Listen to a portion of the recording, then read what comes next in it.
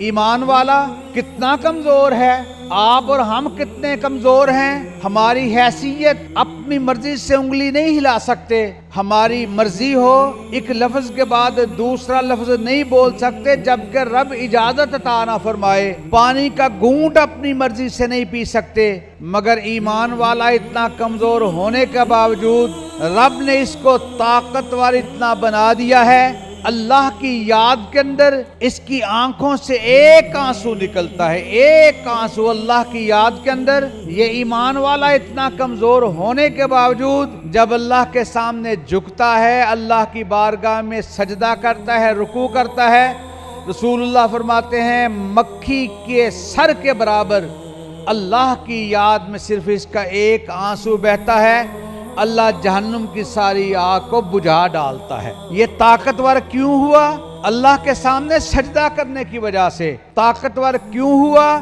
اللہ کے سامنے رکوع کرنے کی وجہ سے۔ اور ذی وقار سامعین، اللہ کا قرآن یہی ارشاد فرماتا ہے فَاذْكُرُونِي أَذْكُرْكُمْ وَاشْكُرُوا لِي وَلَا تَكْفُرُونَ۔